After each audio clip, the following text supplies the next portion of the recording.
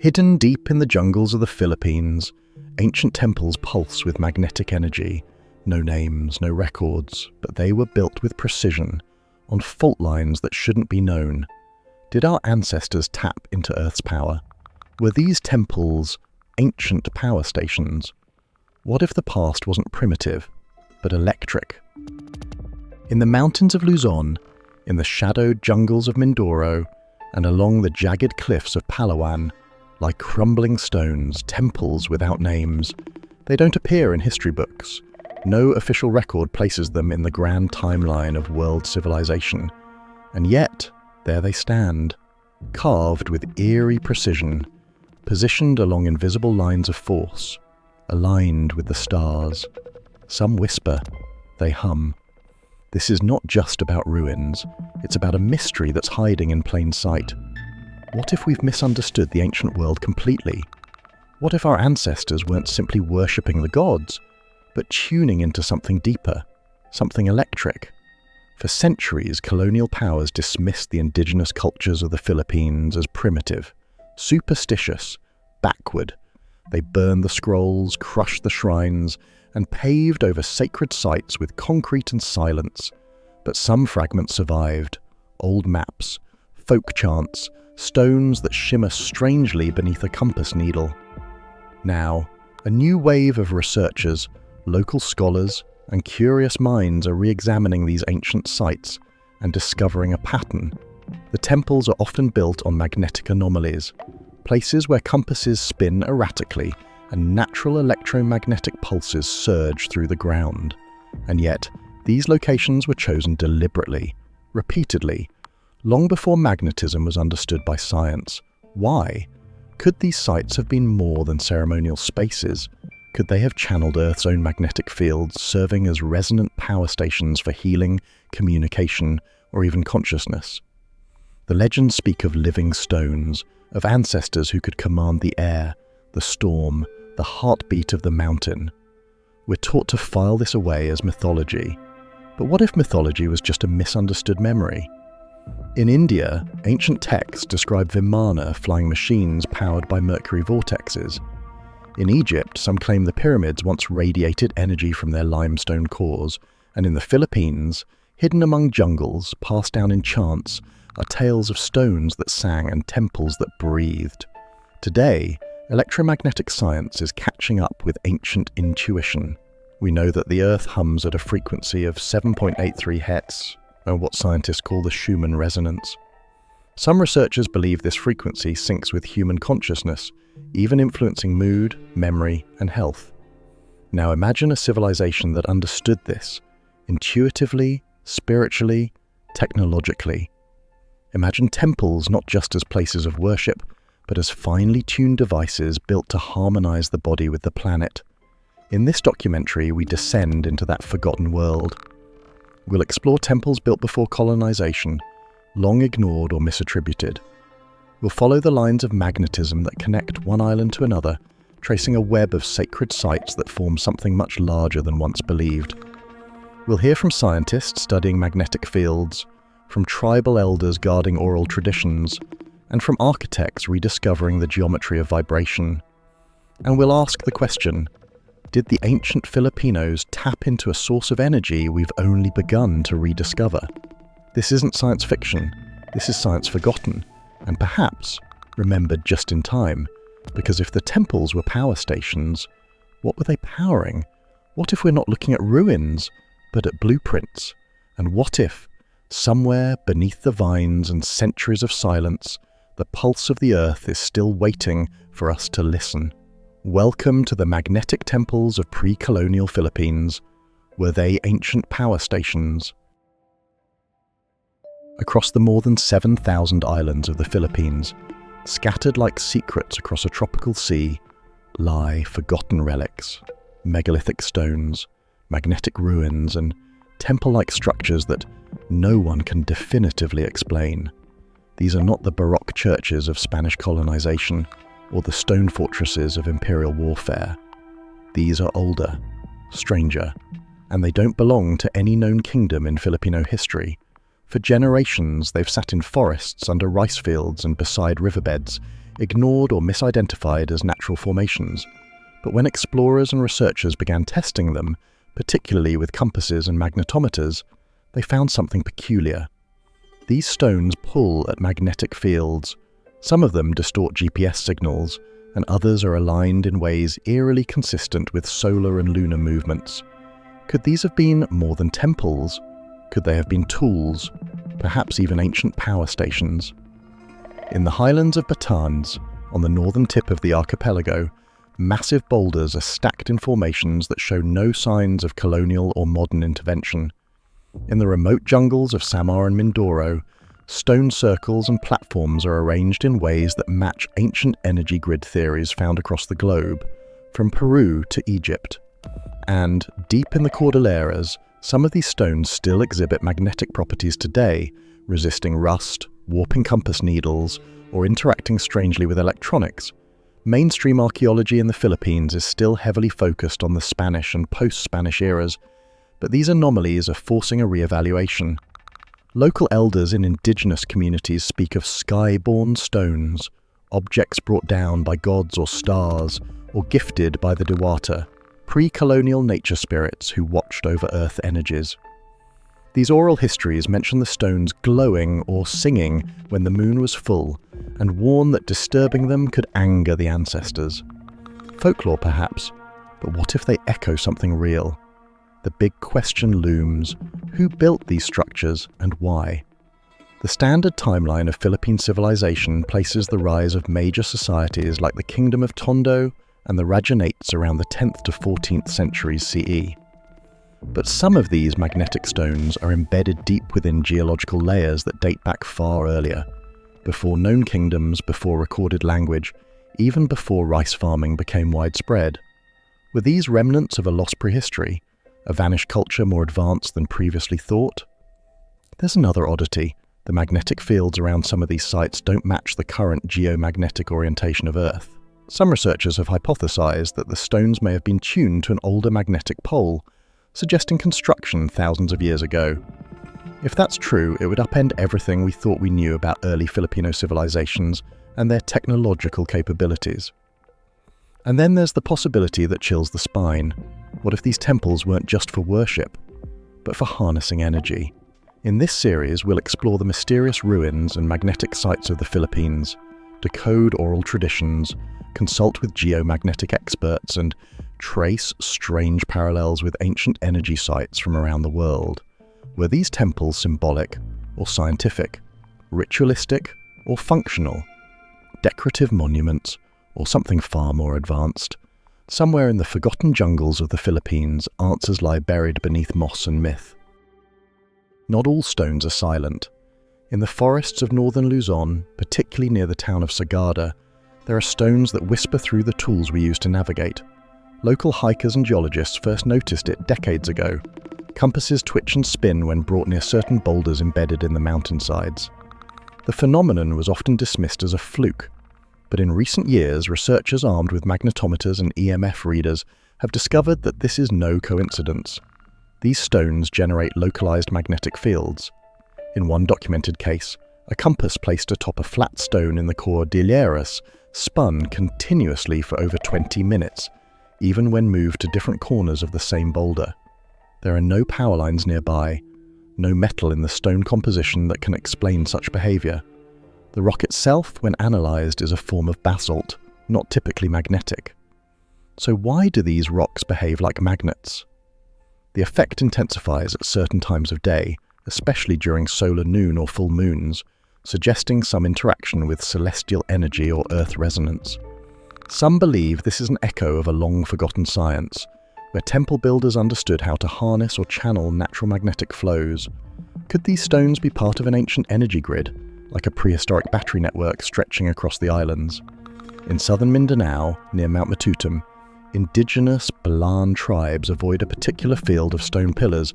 They call it Salak Diwa, the soul wires.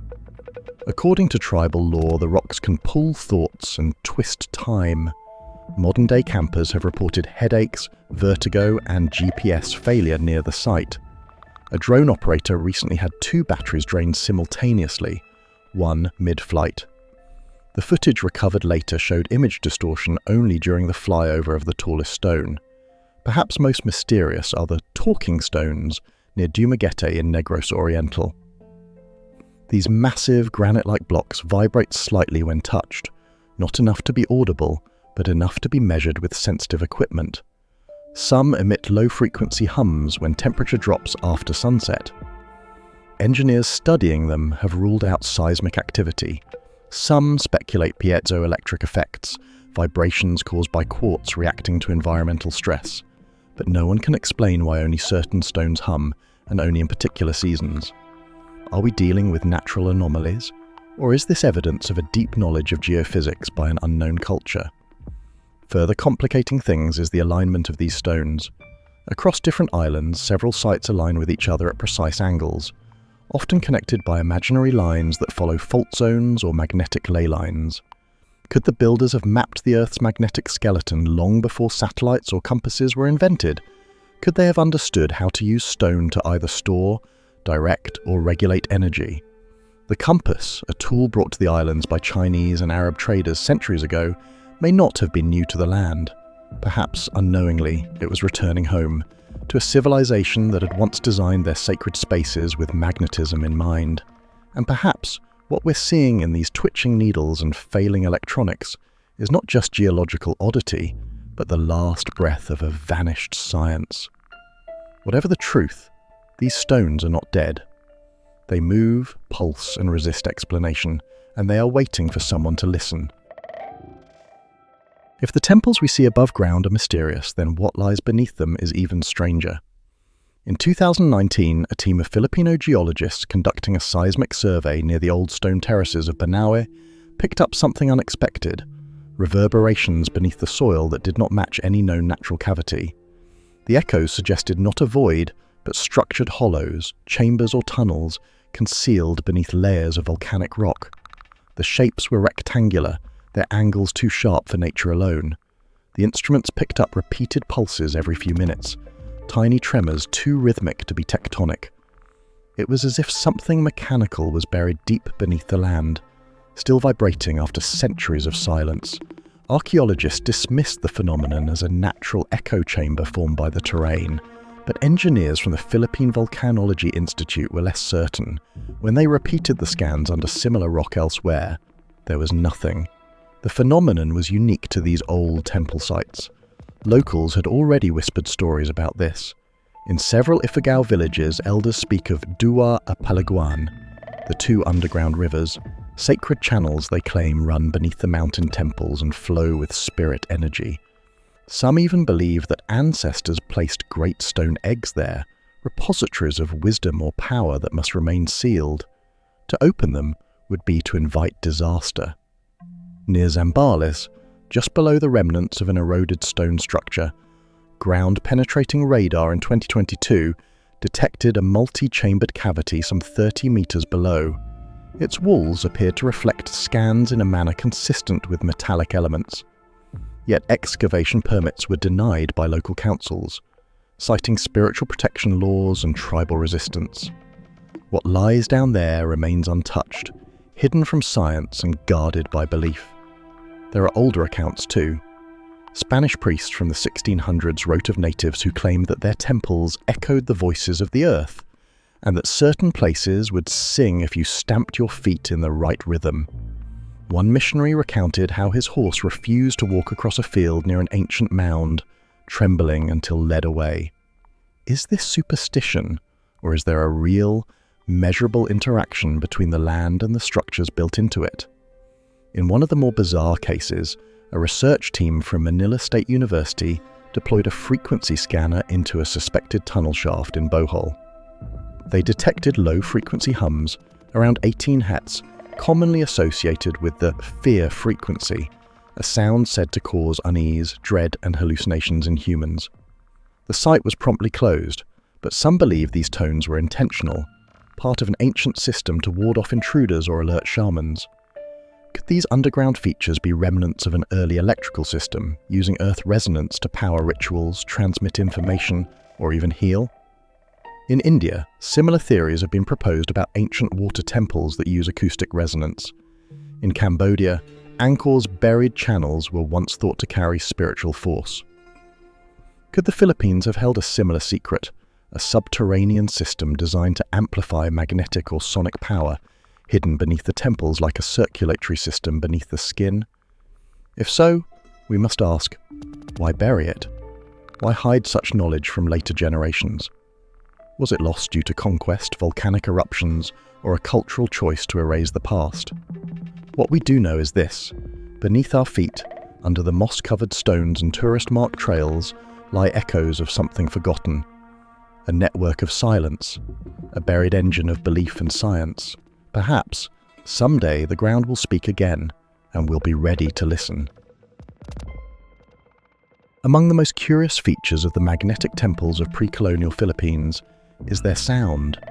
Not their silence, but the resonance they produce when struck, chanted into, or simply walked through.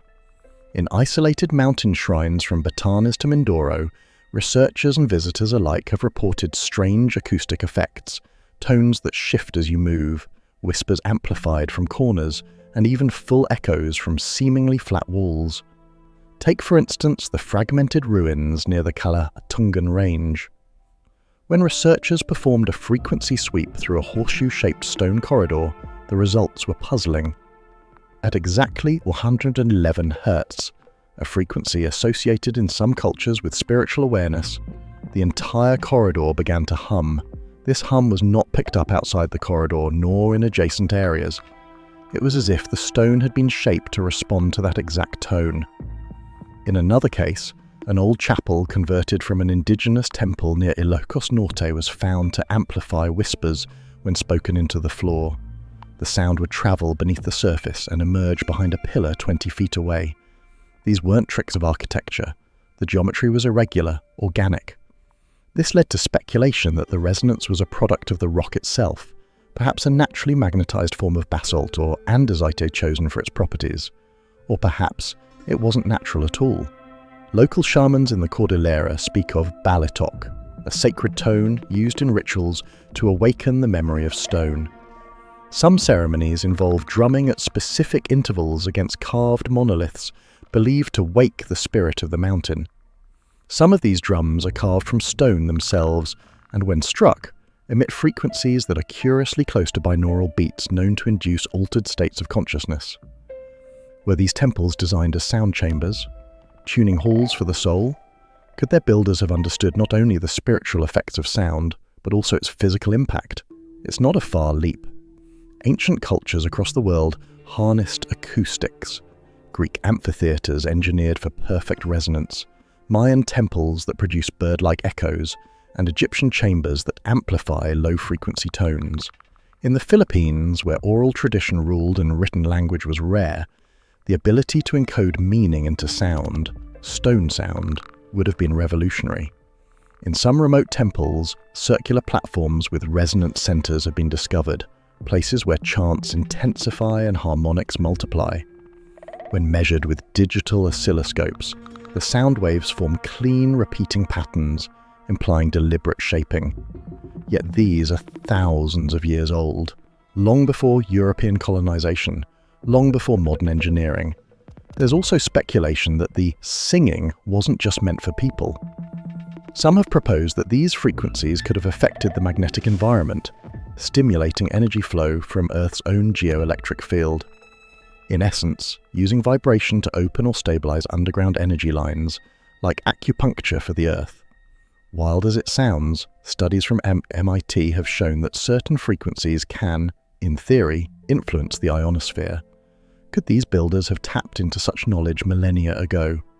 One particularly eerie discovery was a site in Panay where multiple stone rings, each with a hollow center, were aligned in a spiral.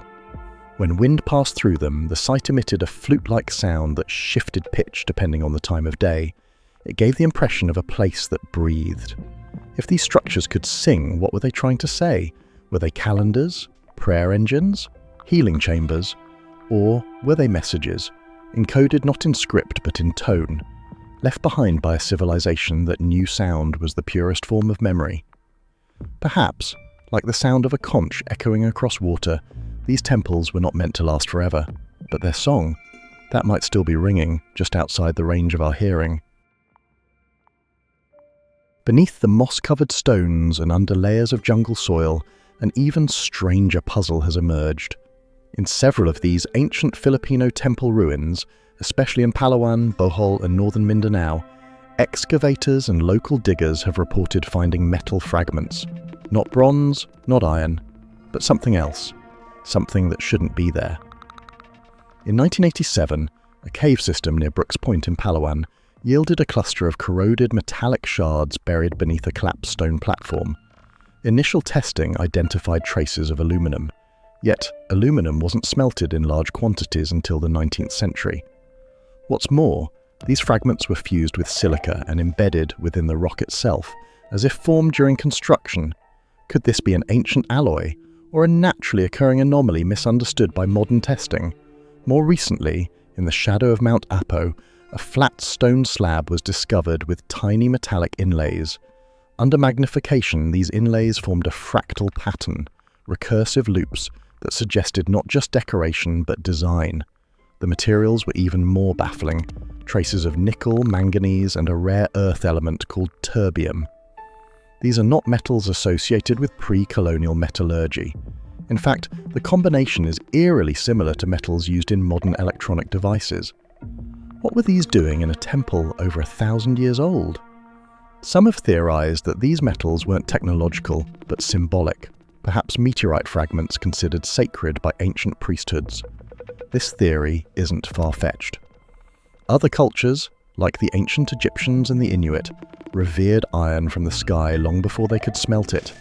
Could the Filipino builders have sourced cosmic metals and embedded them into their shrines? But what if it wasn't symbolic? What if these materials served a purpose? One of the more radical theories suggests these metallic inlays worked in conjunction with the magnetic anomalies of the site. Together, they could have created piezoelectric or resonant effects. In simple terms, energy-generating systems, where pressure, sound, and stone produced a kind of charge, like primitive circuitry built into the earth itself. Skeptical? Understandably. But ancient cultures often had knowledge that defies linear assumptions about progress. In one rare account from 1903, a Spanish Jesuit wrote of a stone that hummed when struck and gave sparks when wet, found in a mountain temple outside Cagayan. He dismissed it as superstition, but modern researchers are re-examining the possibility that these accounts point to something real, materials with energetic properties that ancient engineers knew how to harness. And then there's the folklore.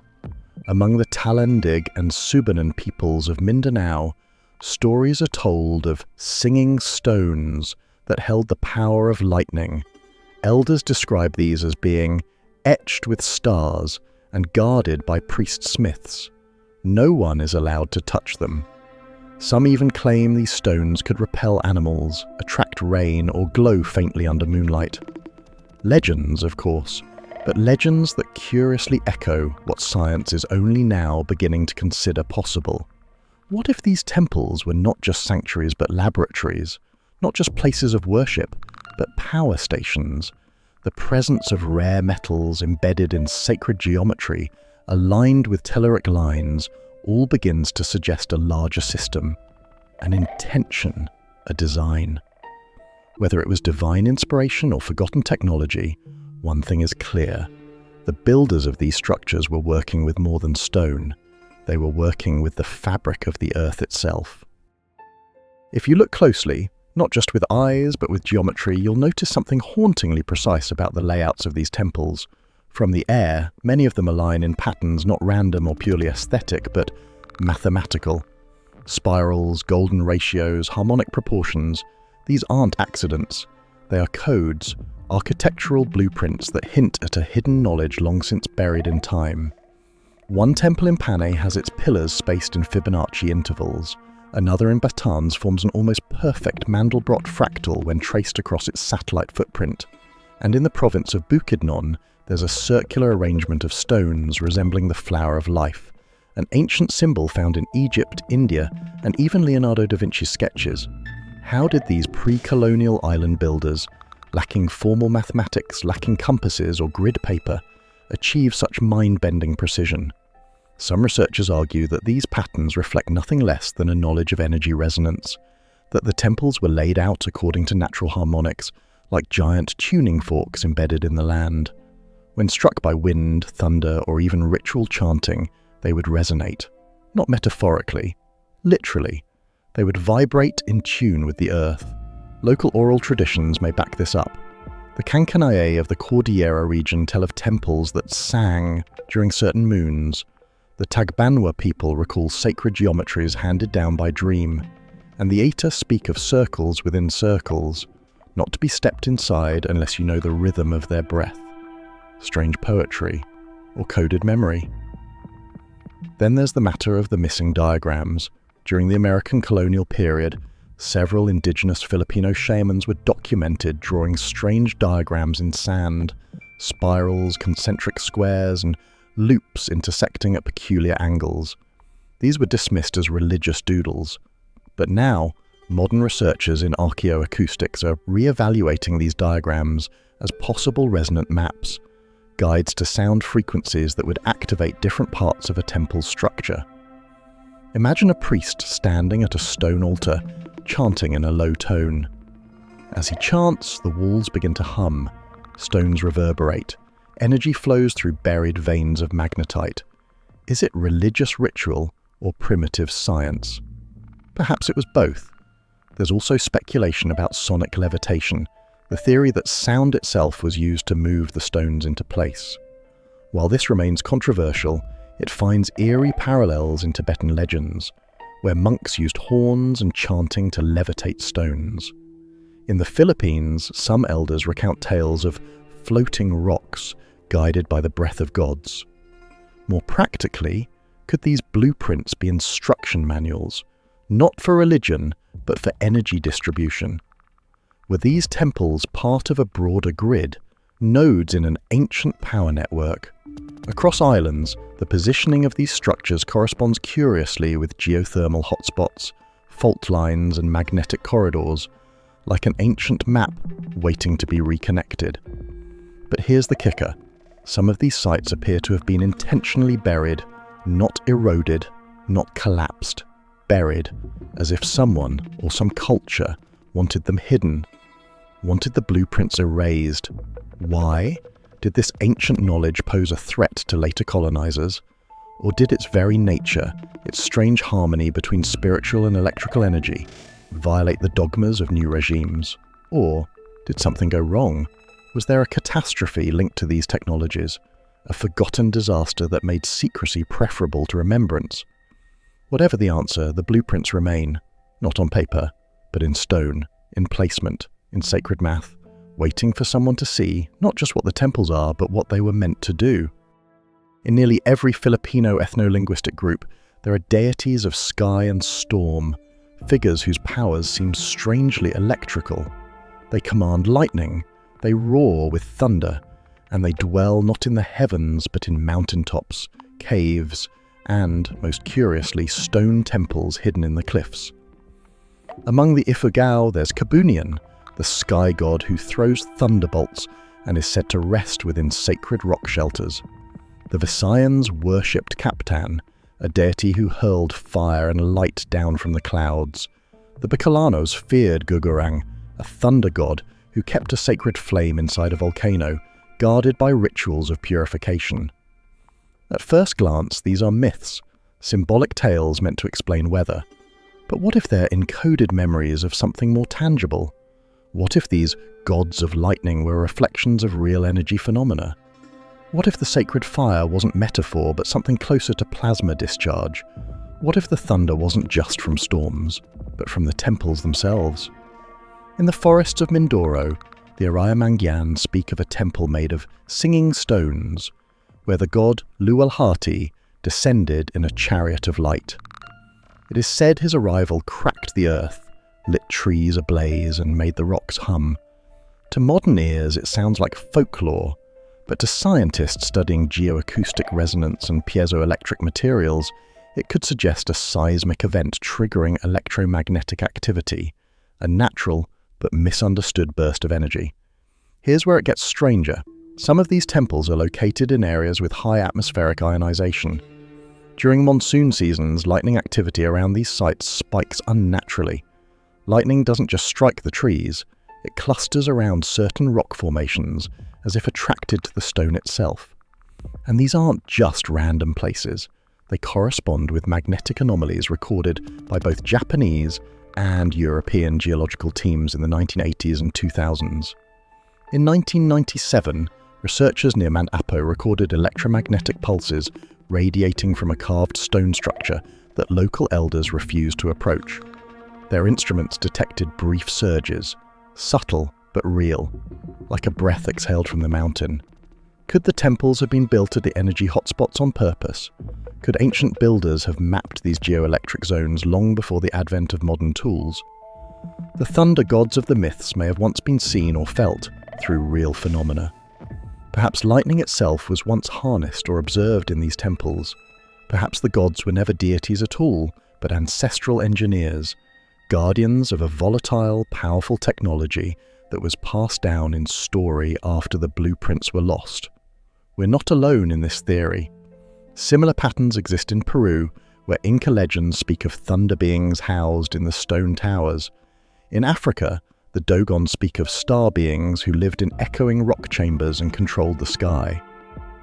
These cross-cultural echoes suggest a memory far older than empires, a global pre-scientific knowledge system grounded in awe, observation, and possibly experimentation. In the Philippines, many of these thunder temples have been reclaimed by the jungle, but some still hum. Locals report electrical shocks near certain stones, radios go static near specific walls, and sometimes at night, glowing mists rise briefly, then vanish. Are these natural quirks, or remnants of a forgotten science? If ancient Filipino temples once channeled energy from the sky, then these deities of thunder may be the oldest electricians in Southeast Asia. We must remember, to ancient people, the appearance of raw power, lightning, glowing rocks, unexplainable sound, was divine. But what if it was simply misunderstood technology? What if these thunder gods didn't rule from the heavens, but from control centers built into stone? Perhaps we've been praying to engineers. As the evidence mounts for electromagnetic activity in the temples themselves, a deeper theory begins to surface, one that is far more ambitious and far more unsettling. What if these were not isolated temples, but nodes, terminals in a vast interconnected energy grid that once spanned the archipelago? Let's consider geography. Many of these ancient sites, Mount Banahaw, Mount Apo, the Batanes stone circles, the Ifugao terraces, even the cave systems in Palawan, are laid out in a pattern that defies randomness. When mapped, they form intricate alignments, some spanning hundreds of kilometers. These alignments match ley line theories found globally, paths along which energy is said to flow through the Earth. Mainstream science typically dismisses ley lines as pseudoscience, but in the last decade, remote sensing technologies have revealed something startling. The soil under certain ancient temples contains mineral patterns capable of conducting electric current, especially when saturated with rainwater, which is plentiful in the Philippines' tropical climate. This suggests not only that the temples were positioned to tap into natural energy, but that the earth between them may have acted as a conductor, a buried energy highway. Not wires, of course, but a network built from stone, water, and magnetized minerals. In a 2013 ground-penetrating radar (GPR) study near the rice terraces of Banawe, researchers discovered long linear voids beneath the surface, stone-lined channels that didn't follow known irrigation paths. Some theorize these were conduits, not for water, but for resonance or vibration, possibly even electroacoustic transmission. If this is true, then the people who built these systems possess not only a working knowledge of magnetic fields, but of energy distribution over long distances, a decentralized power system, a proto-grid hidden beneath jungles, rice fields, and volcanoes. A pattern also emerges in how the temples themselves were constructed. Many use volcanic stone, rich in iron and quartz, both materials known for their piezoelectric properties. When stressed by pressure or heat, they generate an electric charge. Could the island's seismic activity, constant low-level tremors, have triggered these stones, creating a primitive form of current, a natural generator? And what if these sites were not just absorbing energy, but storing it? Near Lake Lanao in Mindanao, a submerged structure known locally as the Eye has long been rumoured to pulse with invisible power. Fishermen avoid the area during lightning storms, claiming their boats vibrate unnaturally. Preliminary scans show a layered dome of magnetite-rich stone beneath the silt. Was this a storage unit? An ancient battery? This leads us to a radical possibility. The temples, the stones, the sacred geometry, they weren't built just for ritual. They were functional. The rituals were a form of system maintenance. The chants, claps and dances may have been sound triggers, acoustic activators, stimulating vibrational frequencies that kept the energy flowing. This was not a primitive people worshipping stones. This was a civilization tuning its environment like an instrument. We must rethink everything.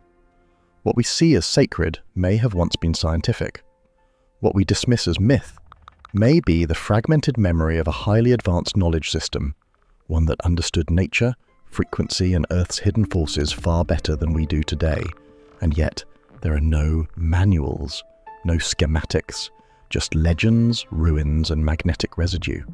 But perhaps that's enough, because if this buried grid truly exists, then it's still here, waiting. If we peel back the vines of myth, what remains is a tantalizing possibility that the architects of the magnetic temples were engineers, not mystics, practical minds cloaked in spiritual memory. And across the islands, echoes of their forgotten knowledge still persist in the most unexpected places, in lullabies, tribal chants, ancient names, and taboo symbols. In the remote Cordilleras, the Ifugao elders speak of a vanished group they call the Sumangil na Tagalika, roughly translated as the creators of the pathways. According to local lore, they were not gods, but builders who understood the veins of the earth. They taught the ancestors where to dig and where to never disturb the ground. Strikingly, these forbidden grounds often overlap with high electromagnetic activity zones measured today by geophysicists. In Mindoro, the Mangyan tribes passed down a myth of the fire without flame, a sacred knowledge once kept in stone bowls hidden in the forest. These bowls, described as humming when the moon was full, have never been found, but sound remarkably similar to acoustic resonators, stone dishes that vibrate at certain frequencies, documented in other megalithic sites around the world. And in Palawan, cave drawings depict figures standing inside circular enclosures, surrounded by lightning-like patterns. Western archaeologists labelled them rain dances or ritual storms, but when shown to a physicist from UP Diliman, he observed that the zigzag lines resembled early schematic representations of electromagnetic charge. These fragments hint at something bigger, that indigenous peoples were once custodians of scientific traditions, now lost to colonial suppression, religious overlay, and generational trauma. They didn't lose their knowledge, it was forcibly erased or renamed as superstition, and yet the knowledge refuses to die. Take the case of batek, an ancient tattooing practice from the Kalinga region. The geometric patterns etched into the skin aren't just art, they mirror fractal algorithms found in nature, used to encode information compactly. Some researchers now believe these designs may have preserved mathematical knowledge of wave harmonics, sacred ratios, or even topographical codes. Or consider the kulintang, a traditional instrument from Mindanao. Tuned metallophones arranged in precise, stepped sequences. When struck rhythmically, they emit overtones that match the natural resonance of surrounding temples. Could it be that these instruments were more than musical tools? That they were calibration devices, used to harmonize structures with their environment? If so, then we're not looking at scattered symbols, but the remnants of a cohesive system, a culture that used sound, stone, and story to control energy. But here lies the heartbreak. These insights come to us fragmented, half buried in metaphor, shrouded in shame from generations taught to forget. The engineers were turned into shamans, the tools became relics, the science turned into a fable. And yet, in every chant, in every cave etching and rhythm passed down, a sliver of the old truth remains. We must re-listen, we must re-see, not with the eyes of conquerors or skeptics, but with humility. Because perhaps, in understanding how these temples once worked, we're not just uncovering a lost civilization, we're rebuilding the bridge to a forgotten way of being, a way that saw science and spirit not as opposites but as allies. By the time the first Spanish galleons sliced through Philippine waters, the islands had already begun to forget, not by natural erosion or disinterest, but by deliberate dismantling. The fall of the magnetic temples was not a singular event, but a slow erasure, driven by colonization, religious conquest, and internal fragmentation. The 1500s marked the beginning of a cultural silence. The friars came not just with crosses, but with fire. Temples were renamed as pagan altars, stone carvings were chiseled blank, ancient drum rhythms were outlawed as devil's music. Indigenous knowledge systems, complex, empirical, locally rooted, were replaced with European cosmologies, not better, just louder. The Spanish records are chilling. Reports speak of heathen shrines that trembled the earth, mountain grottos that drew metal to stone, and natives worshipping towers of unknown function. These weren't just metaphors. They were encounters with something foreign, unsettling, perhaps even threatening to colonial authority. One missionary wrote in 1582 about a dome that sings without wind in the forests of Luzon. Another described men who made lightning from rocks. Of course, their interpretations were cloaked in fear, often attributed to witchcraft or idolatry. But what if these were the final echoes of real technologies, operational knowledge of magnetic properties, vibrational energy, or even primitive electromagnetics? And then, nothing.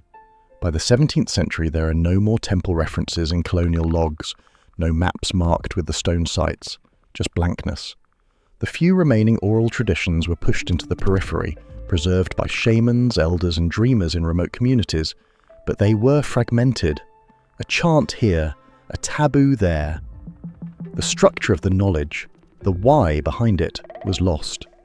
Some say the knowledge was never meant to survive colonialism, that when the priests came, the elders chose to bury the last of it, not in soil but in metaphor.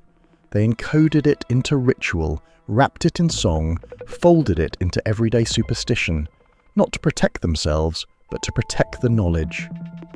To wait for someone in the future to understand the code. That moment may be now.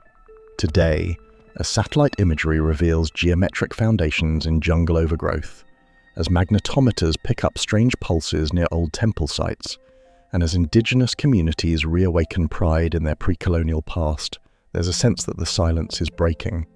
But there's still danger. Modernization encroaches fast. Forests are cleared, hills are mined, sacred sites are bulldozed for roads. If we don't act, we risk losing what little is left, not to colonizers, but to our own forgetfulness.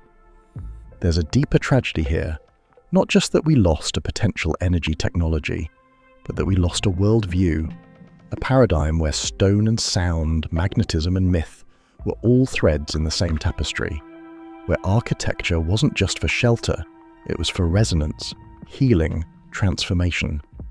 These temples weren't just buildings, they were living systems. We may never recover the full blueprints, but the clues are all around us, encoded in the land, in the sky, and in the whispered memories of those who still remember when the stones sang. After centuries of silence, something is stirring again in the jungles of the Philippines. Not a rediscovery in the archaeological sense, but a cultural reawakening. All across the islands, individuals from different walks of life, scientists, spiritual leaders, tribal elders, and artists, are converging around one central idea, that the old ways may have encoded a hidden wisdom, that the magnetic temples were not just artifacts of the past, but blueprints for the future. In the highlands of Ifugao, a group of geophysicists recently teamed up with local elders to scan an abandoned rock site said to be alive with song. What they found surprised them. Magnetic anomalies pulsing in symmetrical patterns, far too structured to be natural. The team couldn't explain it. The elders simply nodded. It was always there, they said. You just needed to feel it. Across the Visayas, spiritual revivalists are holding rituals at ancient mounds and cave shrines, syncing chants with the lunar calendar. Some claim to experience vibrational frequencies that calm the body and sharpen the senses. While many scoff, a few neurologists are starting to study these effects, wondering if sound and place truly interact to alter consciousness. Even in the urban sprawl of Manila, young researchers are digging through colonial archives, looking for misfiled notes, sketches of temple stones, records of lost chants, cryptic field reports. And in these forgotten corners, they're finding clues, hints of old networks, trade routes, a spiritual geography that connected magnetic temples to volcanoes, rivers, even constellations. Then there's the new generation of architects. Inspired by the alignments and proportions of these ancient sites, they're experimenting with materials that echo the old energy logic. Basalt flooring, quartz-lined ceilings, open resonance chambers. One prototype, in Davao, has no electricity, but stays cool year-round through magnetic airflow design. This is not fantasy. It is the fusion of ancient intuition with modern curiosity, and it raises a radical question. What if the future of technology isn't just digital but spiritual? What if power isn't something to be extracted, but harmonized with? There are still skeptics, of course. Many academics dismiss these revivals as pseudoscience or, worse, romanticized nationalism. But perhaps the greatest breakthroughs come not when we're certain, but when we're humble. When we admit that knowledge can hide in places we've ignored, beneath vines, within songs, in the whisper of a stone. Crucially, this revival isn't about proving ancient power stations existed. It's about listening, about honoring a worldview that saw energy as sacred, architecture as a bridge between realms, and memory as something to protect, not just with books, but with ritual, story, and land.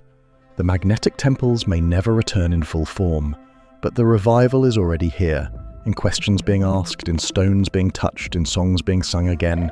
It's a quiet revolution, one that doesn't need to shout. The temples were always about resonance, and now across the islands that resonance is beginning to hum again. If the magnetic temples were built with intention, we must ask, was their placement random or part of a larger, hidden order? As satellite imaging, geomagnetic scans, and drone technology sweep across the Philippines, researchers have started to notice patterns, not just in the construction of the temples, but in where they are placed. And those patterns suggest something stunning. The temples may sit atop a pre-colonial energy grid. These sites, often dismissed as tribal altars or minor ruins, tend to fall along telluric pathways. Subtle earth energy lines believed in ancient traditions across the world. In other regions, these are called ley lines. In the Philippines, they might have been known by other names now lost to time, but the principle remains. Energy moves through the land, and the ancients knew how to read it.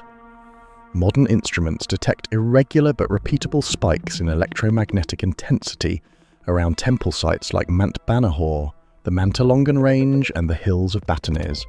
This isn't a coincidence. It's symmetry, magnetic, geographic, and perhaps even spiritual. Some theorists now propose that these structures weren't just isolated sanctuaries, they were nodes, anchors in a larger spiritual grid, used for energy healing, weather manipulation, or ritual synchronization.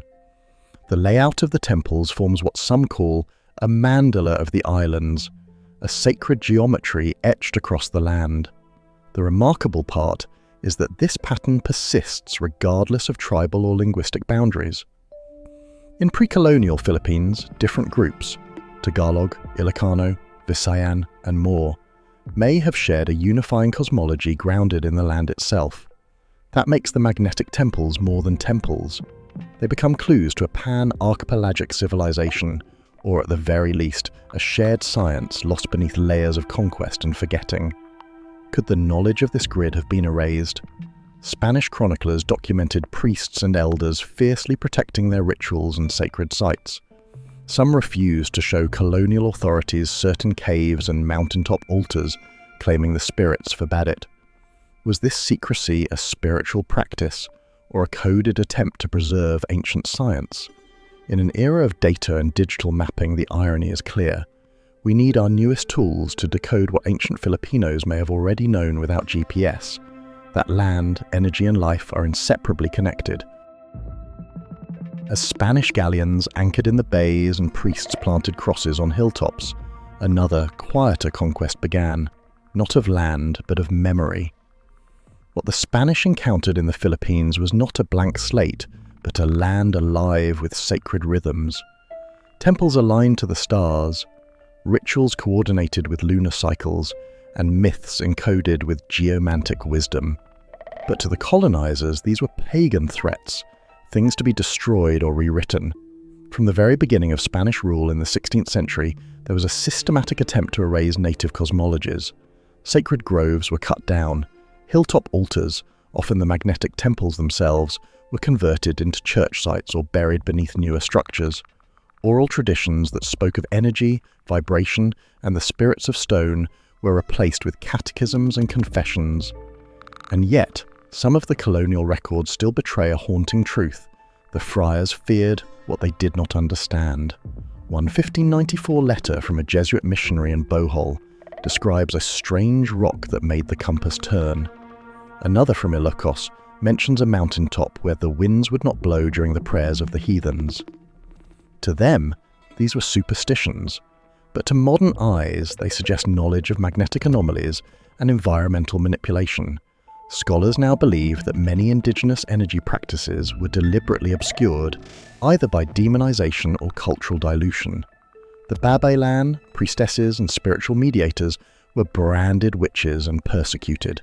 Their temples were desecrated and their rituals outlawed. But were these women simply healers or guardians of ancient energy technologies? Even more unsettling is the loss of language.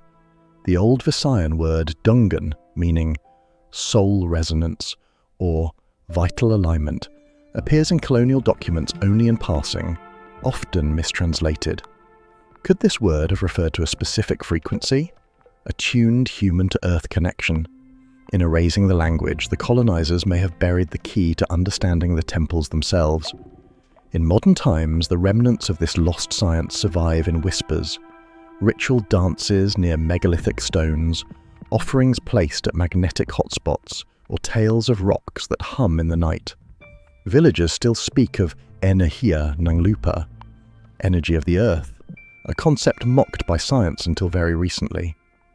But now, researchers, independent scholars, and even engineers are listening, not just to data, but to the stories passed through generations. The magnetic temples weren't just spiritual centers, they were repositories of a sophisticated environmental knowledge system, one that colonialism tried to wipe clean.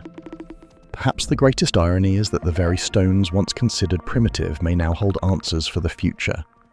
In an age of ecological collapse and spiritual emptiness, the magnetic temples stand as a challenge and a promise.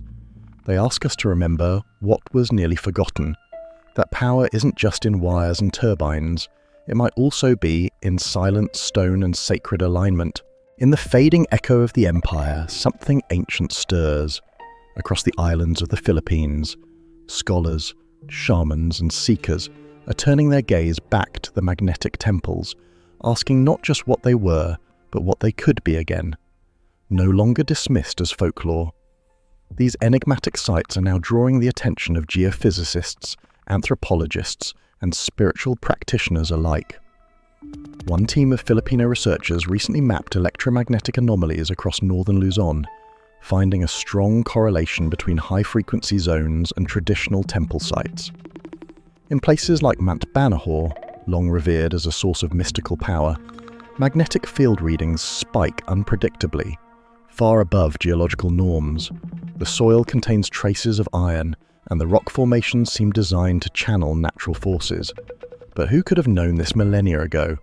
Elsewhere, in Panay and Bohol, grassroots movements are restoring old dambana, sacred sites once suppressed by colonial forces. Using oral histories and geomantic principles, communities are aligning these structures with solar solstices, underground water veins, and, most intriguingly, magnetic field lines. It's not just heritage preservation, its energetic resurrection. Even local artists and musicians are tuning in, literally. Sound engineers have begun sampling frequencies from the temples, claiming to detect low, droning tones in the stone itself. Indigenous chants, long thought to be merely symbolic, are now understood to operate at specific frequencies believed to harmonize with these natural resonances. Could these rituals have been a form of vibrational technology, aligning the human body to the Earth's frequencies for healing, balance, or even altered states of consciousness?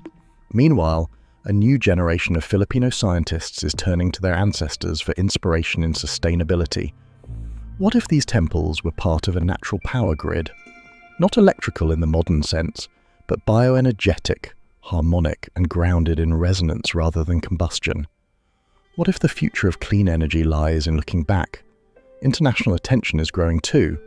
A 2024 symposium in Kyoto included a presentation titled Geomagnetic Consciousness in Austronesian Architecture, focusing heavily on the Philippine temples. For the first time, indigenous Filipino cosmology was spoken of not as myth, but as engineering. But this resurgence is not just academic, it's personal. For communities living near these ancient sites, the temples are not ruins, they are reminders that before the conquest, before the burning of scrolls and the burying of names, there was knowledge, deep, cosmic, and alive. Knowledge written in magnetic lines, sung in ancestral chants, and carved into stone. As the documentary draws to a close, we revisit a temple site just after sunrise. The rocks glow faintly under the dew, birds stir in the canopy, and as the camera pulls back, revealing the temple's alignment with the distant sea and sky, we feel the pulse again. The invisible heartbeat of an ancient wisdom, not lost, just sleeping. In the silence, one thing becomes clear. The temples were never abandoned. They've been waiting for us to listen, not just with instruments, but with intention. The past does not need to be reburied. It needs to be reawakened. As we step back from the magnetic stones, the jungle quiet, and the echoes of ancient chants fading into the breeze, we are left with more questions than answers.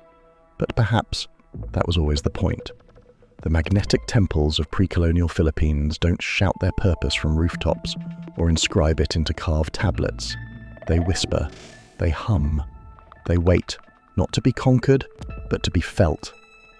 These structures are not merely ruins. They are mirrors, reflecting our assumptions about intelligence, spirituality, and power. For centuries, the dominant narrative cast early Filipino cultures as primitive, fragmented, and undeveloped. Yet here they stand, structures of complex alignment, acoustic calibration, and geomagnetic sensitivity, quietly rewriting that story. We may never confirm whether these sites truly functioned as power stations in the way we understand the term, but maybe we've misunderstood power itself. Perhaps real power, in the eyes of the ancients, wasn't about generating electricity. It was about generating harmony, balance, resonance between the physical and spiritual, the land and its people. In this light, the temples become something even more profound.